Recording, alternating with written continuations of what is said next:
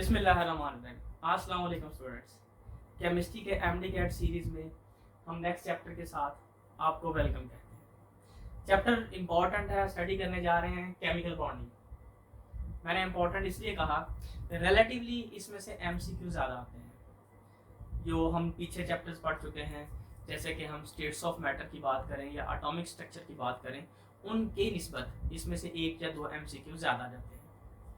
इसके course content देख लेते हैं हम। कोर्स कंटेंट में इसके फर्स्ट है जी आयनिक बॉन्ड। अच्छा, इससे पहले आपको ये बता दूं, आपने फर्स्ट ईयर की केमिस्ट्री में जो चैप्टर नंबर 6 पढ़ा था, उसका नाम भी बेटा केमिकल बॉन्डिंग ही है। तकरीबन इसमें जो कोर्स कंटेंट एमडी कैट में जो लिया गया है, उसी में से लिया गया है। एक आध आर्टिकल वो मैं आपको बता देता हूँ। ये जो लिखा है ना, intermolecular forces specially hydrogen bonding, ये चैप्टर नंबर आपके फर्स्ट ईयर की केमिस्ट्री के चैप्टर नंबर 4 से लिया गया है। बाकी जो है ऑलमोस्ट आपके चैप्टर नंबर 6 से ही कंटेंट लिया गया है। तो कंटेंट देख लीजिए। आयोनिक बॉन्ड, इसको इलेक्ट्रोवेलेंट बॉन्ड भी कहते हैं। Secondly, use the dot and cross model for. Dot and cross model है लीवस मॉडल में, लीवस मॉडल भी कहते हैं। उसके जरिए हम आयोनिक बॉन्ड को कैसे रिप्रेजेंट कर सकते हैं, और कोऑर्डिनेट कोवेलेंट बॉन्ड को, जिसको आप डेटिव बॉन्ड भी कहते हैं, उसको कैसे रिप्रेजेंट कर सकते हैं, कोवेलेंट बॉन्ड को कैसे रिप्रेजेंट कर सकते हैं। Shapes and bond angles of molecules है। Valence shell electron pair repulsion theory, VSEPR, उसके थ्रू हम जो है कैसे बॉन्ड और एंगल जो होते हैं, ज्योमेट्री ऑफ मॉलिक्यूल्स की को कैसे स्टडी कर सकते हैं। कोवेलेंट बॉन्डिंग, ये पहले जो बात की है, कोवेलेंट बॉन्डिंग की डिटेल आ जाएगी यहाँ पर। Bond energy, bond length and bond polarity, ये तीनों जो है चैप्टर नंबर 6 था। फर्स्ट ईयर की केमिस्ट्री की बात करें तो उसके लास्ट में आ जाते हैं आर्टिकल्स, तो ये भी यहाँ पे पढ़ेंगे। इंटर मोलेकुलर फोर्सेस, और स्पेशली उसमें फोकस किया है यहाँ पर हाइड्रोजन बॉन्डिंग पे। जैसे मैंने आपको बता दिया कि हाइड्रोजन बॉन्डिंग जो है ये चैप्टर नंबर 4 से आप यहाँ से ले लेंगे। Interpret and predict the effect of different types of bonding on physical properties of substances. जी, सब्सटेंसेस कुछ आयनिक सब्सटेंसेस हो जाएंगे, कुछ कोवेलेंट सब्सटेंसेस हो जाएंगे, कुछ मेटालिक सब्सटेंसेस भी हैं। तो उनकी प्रॉपर्टीज पे बॉन्डिंग का क्या इफेक्ट पड़ेगा, सॉल्युबिलिटी पे क्या इफेक्ट पड़ेगा, उनके रेट ऑफ रिएक्शंस पे क्या इफेक्ट पड़ेगा, उनकी कंडक्टिविटी पे क्या इफेक्ट पड़ेगा, ये इसमें डिस्कस किया जाएगा। अच्छा, इसको फिर दोबारा हम रिवाइज कर लेंगे कि इसमें हमें क्या क्या बेसिकली स्टडी करना है। इससे पहले हम एमसीक्यूज की तरफ चलते हैं। लास्ट पेपर के अंदर, लास्ट ईयर 2019 में ये दो एमसीक्यूज में से यहां से उठाए हैं उसने। पहला देख लेते हैं MCQ. Structure of xenon trioxide is shown with reference to the valence shell electron pair repulsion theory. जी, ये जो मैंने आपसे कहा था कि shapes and bond angles of molecules is described by valence shell electron pair repulsion theory। ठीक है, यही से वो कहता है जी, वेस्पर थ्योरी जो है, जो स्ट्रक्चर ऑफ xenon ट्राइऑक्साइड के बारे में, शेप्स के बारे में ये चीज बता रही है, ये स्ट्रक्चर ड्रा करता है, ड्रा किया है उन्होंने खुद से। और उन्होंने कहा जी बताइए इसके अंदर जो है ज्योमेट्री क्या होगी। बेटा ज्योमेट्री सिंपल देखें, अब आप जरा थोड़ा सा सोचें इसको। 1 2 3 3 बॉन्ड पेयर्स हैं, और याद आप कहेंगे सर ये तो डबल बॉन्ड है। वेस्पर थ्योरी के पोस्टुलेट्स पढ़ें, और उसमें हमने स्टडी किया हुआ है कि डबल बॉन्ड जो होता है, वेस्पर थ्योरी के अकॉर्डिंग डबल बॉन्ड जो को हम जो है ज्योमेट्री के लिए सिंगल बॉन्ड की तरह ही कंसीडर करते हैं, राइट। तो ये और ये आगे डबल बॉन्ड में इलेक्ट्रॉन्स की डिस्ट्रीब्यूशन ज़्यादा हो जाती है, बॉन्ड के अंदर इलेक्ट्रॉनिक क्लाउड का जो फैलाव होता है ना, सेपरेट ऑफ इलेक्ट्रॉन, वो बढ़ जाता है। लेकिन कंसीडर उसको एक बॉन्ड ही, सिंगल बॉन्ड ही किया जाता है। ये बॉन्ड, ये बॉन्ड, ये बॉन्ड, ये 3 बॉन्ड हो गए, और एक लॉन पेयर है, ये लॉन पेयर।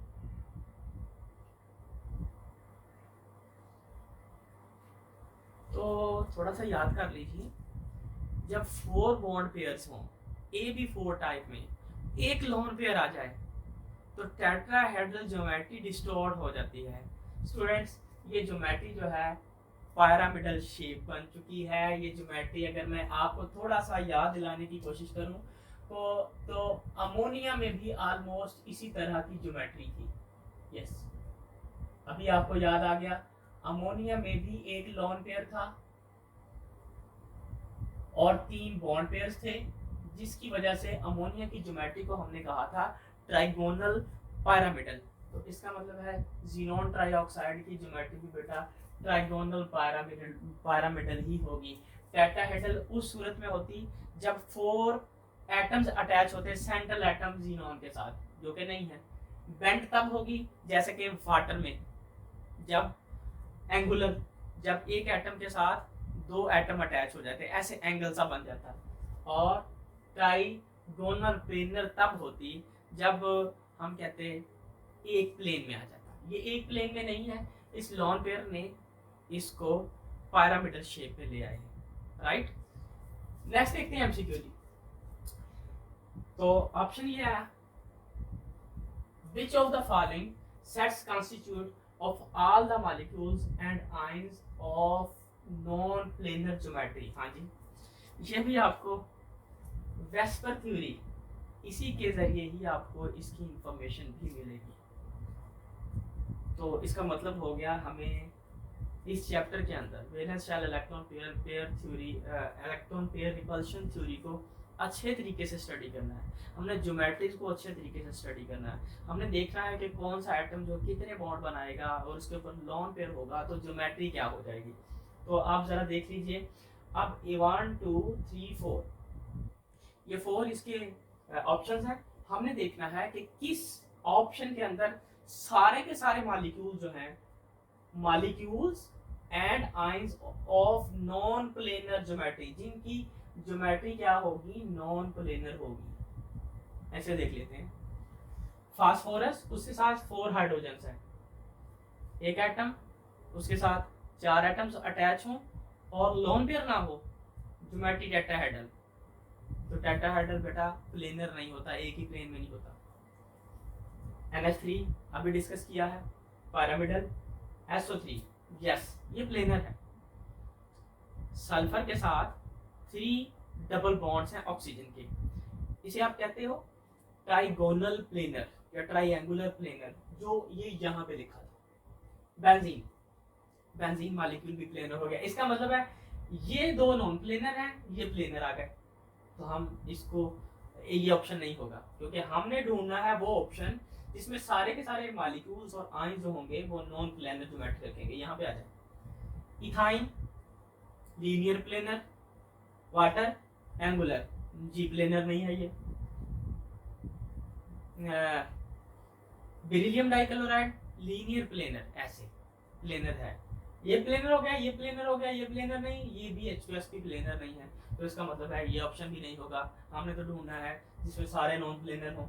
इसको देख लीजिए जी, बेंट एंगुलर है, ये नॉन प्लेनर है, यानी कि ये C2H4 ये प्लेनर है, ट्राइएंगुलर प्लेनर कह सकते हैं इसको। BF3 ट्राइएंगुलर प्लेनर है। NO3 नाइट्रेट, ये प्लेनर आ गया। तो इसमें भी हमें सारे नॉन प्लेनर नहीं नजर आ रहे। इसको देख लें जी, तो 3 ऑप्शन नहीं है, तो इसका मतलब है अंडरस्टूड बात है, ये चौथा होगा। देख लेते हैं कैसे। CH4 tetrahedral, NH4 plus ammonium ion, tetrahedral, nitrogen के साथ 4 हाइड्रोजन, 4 हाइड्रोजन आ जाएंगे और लोन पेयर नहीं होगा तो वो क्या होगा, टेट्राहेड्रल हो जाएगा। पर मैंगनेट आयन जी, मैंगनीज के 4 ऑक्सीजन के साथ बॉन्ड्स हैं, लोन पेयर नहीं होगा तो बेटा ये भी टेट्राहेड्रल शेप है। और इसको देख लीजिए जी, हाँ जी, NF3 बिल्कुल ज्योमेट्री ऐसे ही जैसे NH3 की, यानी ये पिरामिडल है, नॉन प्लेनर है, टेट्राहेड्रल टेट्राहेड्रल टेट्राहेड्रल, ये सारे के सारे क्या हो जाएंगे, नॉन प्लेनर हो जाएंगे। तो ऑप्शन आप ये सिलेक्ट करेंगे जी, दिस वन। मेरा ख्याल ये जो मैंने आपको पढ़ाया ना, इसमें वेस्पर की थ्योरी तकरीबन सारी की सारी यूज हो गई है। अगर आप इनको दोबारा देखेंगे, दोबारा पढ़ेंगे, तो आपको मेरा ख्याल है इसमें कोई मसला नहीं होगा। नीचे आ जाए। Which of the following substance exhibit hydrogen bonding. हाँ जी, कौन सा सब्सटेंस जो है हाइड्रोजन बॉन्डिंग एग्जिबिट करता है। हाइड्रोजन बॉन्डिंग की डेफिनेशन में आप देखेंगे तो आपको पता चलेगा hydrogen is attached with highly electronegative atom, और वो उन्होंने मेंशन किया हुआ है fluorine, nitrogen, oxygen, rarely chlorine. तो ये तो नहीं होगा, फिर यहाँ पर तो हाइड्रोजन आयोडीन के साथ अटैच है, ये भी नहीं होगा। सल्फर के साथ अटैच है, ये भी नहीं होगा। सिलिकॉन के साथ अटैच है, ये होगा। यस, क्यों? क्योंकि यहाँ पर hydrogen is attach with nitrogen. तो इसका मतलब है पहले दो एमसीक्यूज जो थे वो यहाँ से उसने पिक कर लिए, और ये वाला एमसीक्यू जो है वो hydrogen bonding, specially hydrogen bonding जो कोर्स कंटेंट में है वहां से पिक कर लिया। Which of the following molecule has largest number of shared pair of electron? ये आपके सामने 4 मॉलिक्यूल्स दिए हैं। पूछ वो ये रहा है इन 4 मॉलिक्यूल्स में से बताइए किसमें ज्यादा शेयर्ड पेयर ऑफ इलेक्ट्रॉन्स है, greater number of shared pair of electron, largest. देख लेते हैं बेटा, ये है आपके सामने इथीन। मैं इसका स्ट्रक्चर ड्रा करता हूँ, देखिए आप जरा।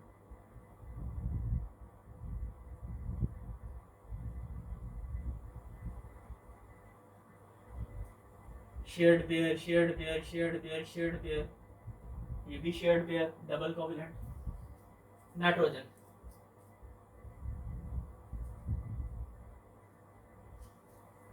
ठीक है जी। कार्बन डाइऑक्साइड,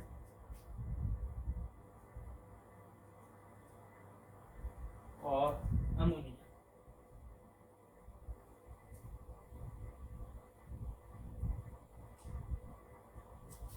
बेटा नजर आ रहा है जी, नजर आ रहा है इथीन हमें। इथीन के अंदर शेयर्ड पेयर ऑफ इलेक्ट्रॉन्स ज्यादा है।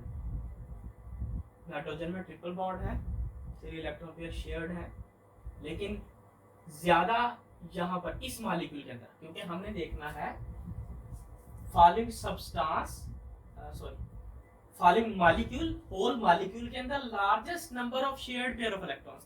पूरे मॉलिक्यूल में अगर देखें तो इसमें जैसे ये 3 शेयर्ड पेयर ऑफ इलेक्ट्रॉन है, इसमें ये और ये इस साइड पे शेयर्ड पेयर, यहाँ पर शेयर्ड पेयर, और इस मॉलिक्यूल के अंदर देखें तो एक कार्बन ये शेयर्ड, ये शेयर्ड, ये, तो ज्यादा shared pair of electron ethene में आ गए। तो आप इस को सेलेक्ट कर लेंगे। नीचे देख लीजिए, which option shows all the molecules with bond angle 109.5 degree. जी 109.5 डिग्री एंगल किस में होता है, थोड़ा सा मेमोराइज करें, आपके जहन में आ जाएगा सर टेट्राहेड्रल। टेट्राहेड्रल जो ज्योमेट्री है उसकी ये प्रॉपर्टी है कि उसके जो बॉन्ड एंगल्स होते हैं वो सारे के सारे 109.5 डिग्री के होते हैं। हम देखेंगे यहाँ पर कि कौन सा ऑप्शन होगा, 1 2 3 4, ये 4 ऑप्शन है।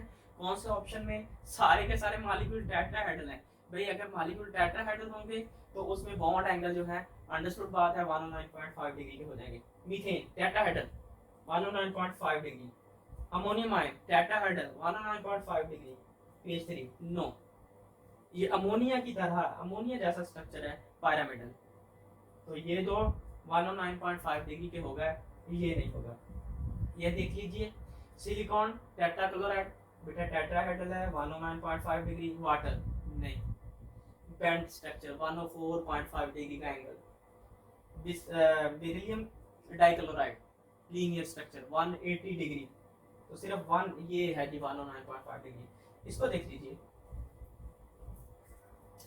सिलिकॉन टेट्राक्लोराइड जी टेट्राहेड्रल है 109.5 डिग्री, NH4 पॉजिटिव जी ammonium ion tetrahedral 109.5 degree. Methane हाँ जी टेट्राहेड्रल, इसका मतलब है कि ये ऑप्शन आएगा all the angles are 109.5 degree in this situation, क्योंकि सारे के सारे टेट्राहेड्रल हो गए हैं। ये देख लीजिए, ये जाहिर बात है वो आपने ऑप्शन ले लिया तो ये भी नहीं होगा। हम देख लेते हैं टेट्राहेड्रल और पिरामिडल। ये 107.5 डिग्री का, ये 109.5 डिग्री के हो सकते हैं। ठीक है जी स्टूडेंट, समझ आ गई। मैं अब कुछ एमसीक्यू आपके सामने और लेता हूँ। ये मैंने आपके सामने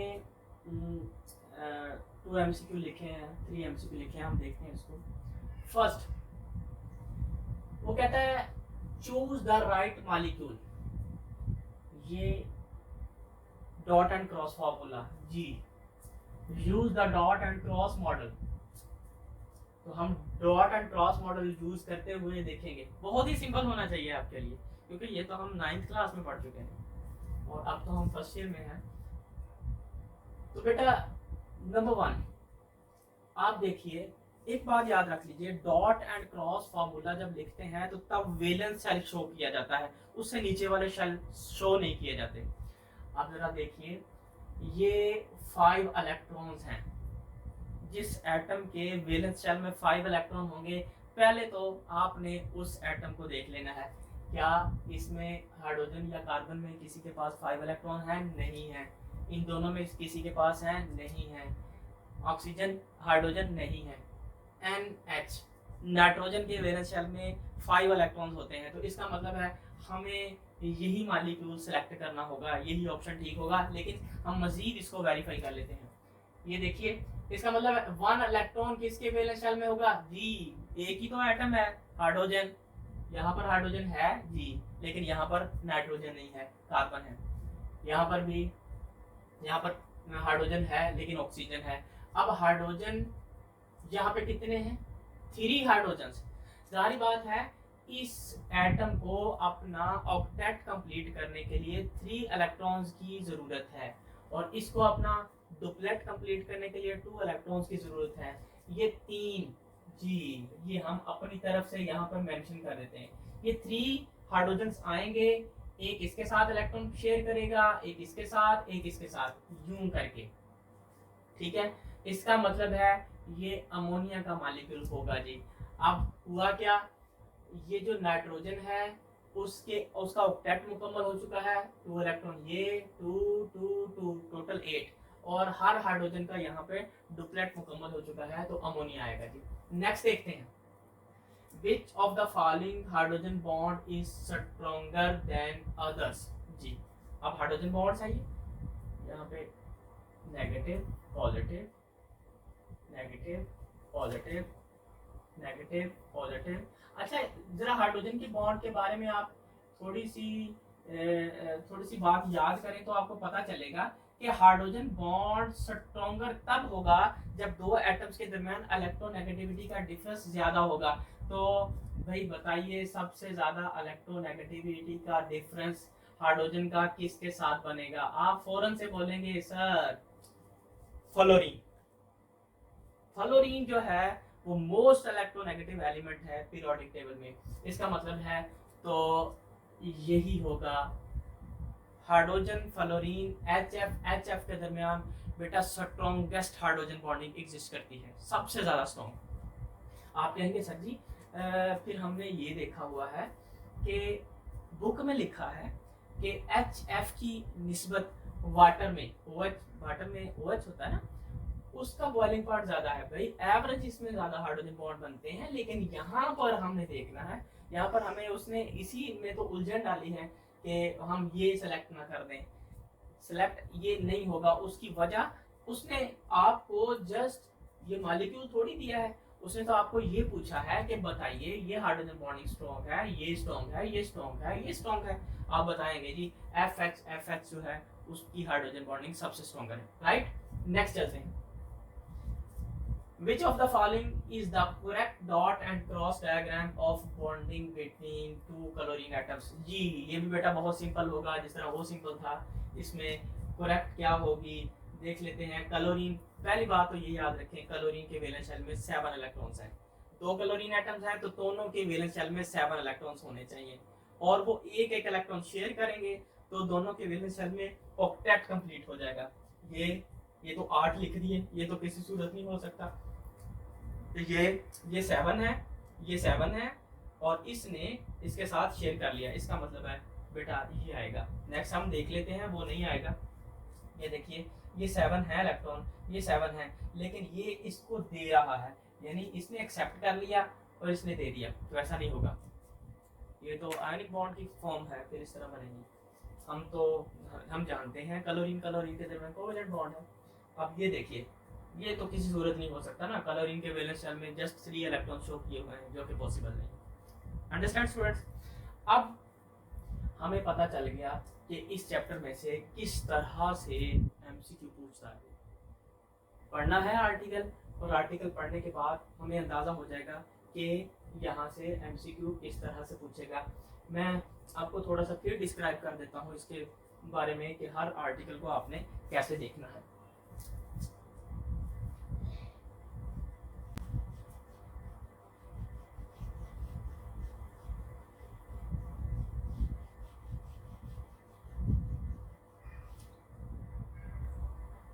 आयनिक बॉन्ड, इलेक्ट्रोवैलेंट बॉन्ड, इसको आपने डॉट एंड क्रॉस फॉर्म में देखना है।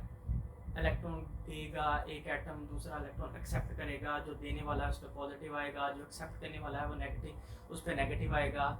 एक इलेक्ट्रॉन भी दिया जा सकता है, 2 भी दिए जा सकते हैं, 3 इलेक्ट्रॉन भी दिए जा सकते हैं। एक एटम दे सकता है, 2 एक्सेप्ट करने वाले हो सकते हैं, 3 एक्सेप्ट करने वाले हो सकते हैं। तो आयनिक बॉन्ड को आप इस तरह से देखेंगे, आप इंशाल्लाह फिर आपका एमसीक्यू रॉन्ग नहीं हो सकेगा अगर आप इसको इस तरीके से देखेंगे। Use the dot and cross model for, ये तो आयनिक बॉन्ड की तो मैंने बता दिया। हाँ, आयनिक बॉन्ड में आप ये भी देख लीजिएगा कि कौन सा ग्रुप जो है किस ग्रुप के साथ आयनिक बॉन्ड बनाता है। हम जानते हैं 1A group alkali metal, 2A group alkaline earth metal, और 3A ग्रुप में एल्यूमिनियम, वो किन के साथ आयनिक बॉन्ड बनाते हैं? 6A ग्रुप के साथ ऑक्सीजन सल्फर वाला ग्रुप, और 7A ग्रुप हैलोजन्स, उनके साथ आयनिक बॉन्डिंग बनती है। और इलेक्ट्रोनेगेटिविटी डिफरेंस कितना होता है ये बात भी आप देख लीजिएगा। कोवेलेंट बॉन्ड, जी ये तो अभी हम 2-3 एग्जांपल्स कर चुके हैं कोवेलेंट बॉन्ड की। एमसीक्यू इसमें से डॉट एंड क्रॉस मॉडल के अकॉर्डिंग आ जाता है, सिंपल है। कोऑर्डिनेट कोवेलेंट बॉन्ड नहीं पढ़ा, लेकिन एक डोनर होता है, दूसरा एक्सेप्टर होता है। एरो से शो करते हैं डोनर टू एक्सेप्टर। जो डोनर होता है उस पर पॉजिटिव, और जो एक्सेप्टर होता है उस पर नेगेटिव चार्ज आ जाएगा अगर चार्ज नहीं होगा। अगर चार्ज होगा उसके अकॉर्डिंग जो है हम देखेंगे। Shapes and bond angles of molecules, ये भी हमने एग्जांपल देखी हैं। Valence shell electron pair repulsion theory को हम अच्छे तरीके से स्टडी करेंगे। हम देखेंगे AB2 type, AB3 type, AB4 type, AB2, AB3,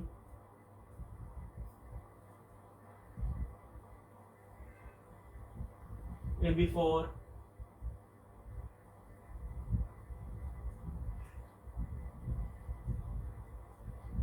linear structure होगा, ट्रायंगुलर प्लेनर या ट्राइगोनल प्लेनर होगा, टेट्राहेड्रल होगा, इनके एंगल्स देख लेंगे। फिर हम देखेंगे कि अगर ये वाला जो है इसको एक एटम को रिप्लेस कर दिया जाए लोन पेयर से, देन स्ट्रक्चर कैसा हो जाता है, बेंट हो जाता है, उसमें एंगल पे क्या फ़र्क पड़ता है। फिर हम टेट्राहेड्रल में देख लेंगे अगर एक एटम की रिप्लेसमेंट कर दी जाए लोन पेयर से, देन क्या होगा, और एंगल कैसा हो जाएगा, स्ट्रक्चर पिरामिडल हो जाएगा। और अगर 2 एटम्स रिप्लेस कर दिए जाए लोन पेयर से, अब शेप कैसी हो जाएगी, वाटर जैसी हो जाएगी जी, बेंट या एंगुलर, राइट। तो ये आपने अच्छे से स्टडी करने हैं सारे के सारे, और ये देखना भी है आपने कि कौन सा एटम जो है वो ये टाइप बना रहा है, कौन सा एटम जो है वो ये टाइप बनाता है। इस तरह कौन सा एटम था जो AB4 टाइप बनाता था, कौन सा एटम था जो AB3 और लॉन पेयर, ये आपने अच्छे तरीके से देखना है। कोवेलेंट बॉन्डिंग, जी शेयरिंग ऑफ इलेक्ट्रॉन हो जाएगी इसमें, और इसमें बेसिकली आप डॉट एंड क्रॉस फार्मूला और इलेक्ट्रोनेगेटिविटी का डिफरेंस जब होगा तो पोलर मॉलिक्यूल है, जब नहीं होगा तो नॉन पोलर मॉलिक्यूल है, उनकी प्रॉपर्टीज कैसी हैं ये आप देख लेंगे। बॉन्ड एनर्जी, जी सिंगल बॉन्ड है उसकी एनर्जी कितनी है, उसमें एटम्स की इलेक्ट्रोनेगेटिविटी चेंज होने से उसकी बॉन्ड एनर्जी पे क्या फ़र्क पड़ता है। जैसे मैं आपको बताऊं, ये HF है, ये HCl है, ये HBr है, ये HI है, बॉन्ड एनर्जी किसकी ज़्यादा होगी। अंडरस्टूड बात है, इलेक्ट्रोनेगेटिविटी डिफरेंस जिसका ज़्यादा होगा ये इस तरह से आपने इसको स्टडी करना है। इसकी बॉन्ड एनर्जी सबसे ज़्यादा होगी, इसकी कम, इसकी उससे कम, इसकी सबसे कम। इस तरह से बॉन्ड लेंथ में जब सिंगल बॉन्ड आएगा तो क्या होगा, डबल बॉन्ड आएगा तो बॉन्ड लेंथ छोटी हो जाएगी, ट्रिपल बॉन्ड से छोटी हो जाएगी। एटम्स का साइज बॉन्ड लेंथ को इफेक्ट करता है, और बॉन्ड लेंथ जो है पीरियोडिक टेबल के अंदर टॉप टू बॉटम और लेफ्ट टू राइट इस पर क्या इफेक्ट पड़ता है ये देखेंगे। बॉन्ड पोलैरिटी, जी इलेक्ट्रोनेगेटिविटी डिफरेंस एटम्स के दरमियान आएगा, बॉन्ड पॉल अप हो जाएगा, और पोलैरिटी आने से बॉन्डिंग पे, पोलैरिटी आने से इफेक्ट क्या पड़ेगा प्रॉपर्टीज पे। पर्टिकुलरली इसमें आप एफएससी में इतना ज़्यादा मेंशन नहीं है, लेकिन पोलैरिटी आ जाने से रिएक्टिविटी पे क्या इफेक्ट पड़ेगा ये लाजमी देखिएगा। रिएक्टिविटी बेटा पोलैरिटी आ जाने से बढ़ जाती है। इंटर मोलेकुलर फोर्सेस और जो हाइड्रोजन बॉन्डिंग एग्जांपल्स भी हमने इसके देखी, इसको हम अच्छे से स्टडी कर लेना है। इसकी वजह से वाटर की प्रॉपर्टीज पे क्या इफेक्ट पड़ता है, बाकी दूसरे कंपाउंड्स की प्रॉपर्टीज पे क्या इफेक्ट पड़ता है। Interpret and predict the effect of different types of bonding. जी कोवेलेंट बॉन्ड है, कोवेलेंट कंपाउंड्स होंगे, आयनिक बॉन्ड है, आयनिक कंपाउंड्स होंगे, उनकी प्रॉपर्टीज पे क्या इफेक्ट पड़ेगा, किसका, ये बॉन्डिंग का। उनकी सॉलेबिलिटी बढ़ जाएगी या कम हो जाएगी, वो किस तरह के सॉल्वेंट्स में डिसॉल्व होंगे, उनकी कंडक्टिविटी पे क्या इफेक्ट पड़ता है बॉन्डिंग का। और अगर आप मेटेलिक सॉलिड्स को देखो तो उसमें मेटेलिक बॉन्डिंग को कंसीडर करो तो उसकी वजह से उसकी इलेक्ट्रिकल कंडक्टिविटी बढ़ जाती है काफ़ी ज़्यादा। और रिएक्शन का रेट, कोवेलेंट कंपाउंड्स के रिएक्शन का रेट क्या होगा, आयनिक कंपाउंड के रिएक्शन का रेट क्या होगा। स्टूडेंट्स, मैं उम्मीद कर रहा हूँ कि आपने ये लेक्चर लिया, आपको इससे बहुत ही ज़्यादा फ़ायदा हुआ होगा। अगर आपको इस लेक्चर में कोई मसला फील हो रहा हो या आप कुछ और पढ़ना चाहते हो तो आप कमेंट सेक्शन में कमेंट कीजिए। मैं इंशाल्लाह कोशिश करूँगा कि आप जो सोच रहे हैं, आप जो पूछना चाहते हैं, मैं उसका आंसर कर सकूँ। तो उम्मीद कर रहा हूँ कि अगर आपको ये समझ नहीं आया तो आप इस वीडियो को दोबारा देखेंगे, आपको मुकम्मल तौर पे समझ आ जाएगा।